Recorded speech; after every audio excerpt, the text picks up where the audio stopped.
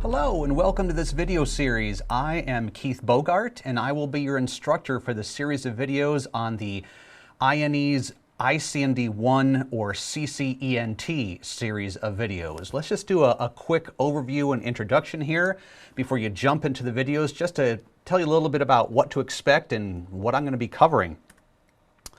So what are the course objectives? So this series of videos is to familiarize you with many of the topics that you're going to find on the 100-105 ICND-1 exam, sometimes called the ICND-1 version 3 exam, otherwise known as part of the CCNA version 3 exams. If you're starting out with your CCNA, you're probably familiar with the fact that you can achieve your certification in one of two ways. Either by taking two separate exams, the ICND-1 and the ICND-2, or by taking what's called the CCNA composite exam. So this series of videos here is geared towards the ICND-1 exam. In other words, if you're taking the 100-105 certification. In this series of videos, you're going to see me doing some lectures on various protocols and theories and why these things were developed, what problem they were designed to solve, how they work, and you're going to see me do some live lab demonstrations as well. So not only do you see a slide on what's the command to do this, but you'll actually see me do it as well. Now, I should emphasize that there is no single video course out there that will prepare you 100% fully for any Cisco certifications. All of the Cisco certifications encompass such a broad range of topics and require so much depth of knowledge that there's just some stuff that's really not applicable for a video series. For example, if I did just a video on cabling and showed you different cable types and talked about well, there's just some boring stuff. There's just some stuff that really you just have to read. There's things you have to memorize, like port numbers and protocol numbers and timers and things, much of which I will discuss in these series of videos. But I just want to emphasize that really, to be fully prepared for any Cisco exam, you need to supplement your video series with some readings as well. Now, it doesn't necessarily have to be readings from a book. Sometimes you could read white papers online or RFCs or just web pages. But really, definitely you should be prepared that along with these videos, you want to supplement your studies with some kind of reading as well. Okay, so this series of videos is designed to group our videos into the topics that you'll actually see in the ICND-1 blueprint, namely networking fundamentals, LAN switching fundamentals, routing fundamentals, infrastructure services, and infrastructure maintenance. So I've tried to organize my videos to fit into each one of those buckets. Now within each one of those 5 categories, there are far too many topics for me to list here, but if you're watching this video, you can see right in front of you the full playlist of topics. And within each video itself, the topic name of the video might be something simple like EIGRP fundamentals. And then within that video itself, I could very easily cover a dozen different things. But they're all going to fall under these same general headings right here. Okay, so how should you prepare? So you're thinking about taking your 100-105 CCENT exam or ICND-1 exam. What's the best way to prepare for that to know that you're actually ready? And more importantly, remember that most likely, I'm guessing that you're pursuing this certification because you either want a new job or you want some new responsibilities in your current job. So it's one thing to actually say, hey, I passed an exam, I got the right number to pass. But it's another thing to actually say, I actually have the skills that this certification tested me on. If you're applying for a job or you're trying to get a promotion saying, hey, I got a CCNA, they're going to expect you can actually do certain things, not just memorize and recall certain things. So in order to prepare, you need to prepare not only to pass these multiple choice and drag and drop questions and things, you need to be able to prepare to actually do things in a real network at the CCNA level. So start out clearly watching these videos. Now, along with watching these videos, I'd recommend that you do lab practice. I would not recommend that you watch the entire series of videos end to end, beginning to end, however many dozens of hours that's going to be, and then do your lab practice after that. What I typically recommend people do is that you have some sort of lab set up and ready, waiting to go. It might be I&E's rack rental systems, and that's what I'm going to be using. When I'm doing my lab demonstrations, it's all going to be using I&E's rack rentals. So if you want to just as closely as possible replicate what you see me do, I would recommend that you do that.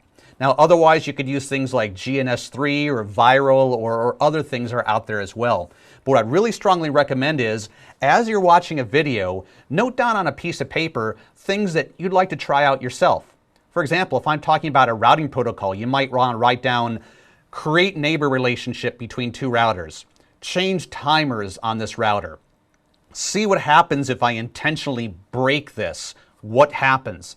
And then when the video's done, when just that one video is done, then before you go on to the next one, try to recreate what you saw me do in the video. Try to experiment and play around with it. Now, sometimes a video might be purely lecture or theory only with no real hands-on component. That's okay. So there might be 2 or 3 videos you go through before you get to a point where you say, okay, that's something I'd like to try. But I would definitely recommend that you do this pattern of watching a video or 2, stopping, replicating something in the lab, going back, watching another video or 2, stopping, replicating something in the lab. Or maybe as you're in the middle of a video, pausing it right in the middle and trying to replicate what you see me do on the video itself. So as you can see here, I'm clearly enforcing or emphasizing labs, labs, labs. Now, for the CCNA exam itself, let's be real here. In the CCNA exam, vast majority of what you're going to see are going to be multiple choice questions or drag and drop questions. And you might get anywhere from 3 to maybe 6 of what they call these simulation questions that make it look like you actually log into a router and a switch and configure something or fix something. But like I said, if you're telling people that you've got a CCNA certification, they're going to expect that you can do things. And the best way to do that is to get hands-on lab practice as well. Also, a lot of these multiple choice questions you're going to get, they're going to be testing you on, do you know the command to do something? They'll have like multiple answers and you'll have to pick the correct command from the list of answers. And there's no way to really solidify that command knowledge in your head, no better way than to actually do it and do it over and over and over again in a lab environment. And like I also mentioned, I definitely recommend that you supplement these videos with reading Cisco Press official books like their certification guides or their foundation learning guides.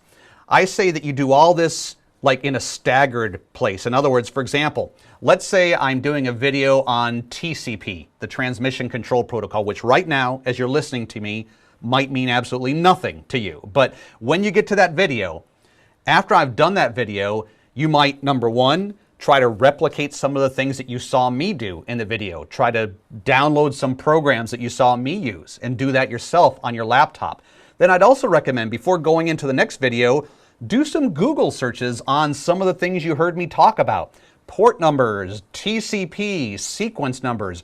Do some Google searches on that to reinforce via reading some of the things that you saw and heard me say in the video. And then go on to the next video. So by going back and forth between watching, doing, and reading, and going back and forth between all of that, that will really cement and solidify these ideas in your head. Also, I recommend that you take as many practice exams as you can. You'll notice if you're an All Access Pass member or possibly if you've purchased the CCNA video series that we do have here at I&E an online sample exam. We have a CCNA sample exam that you can take.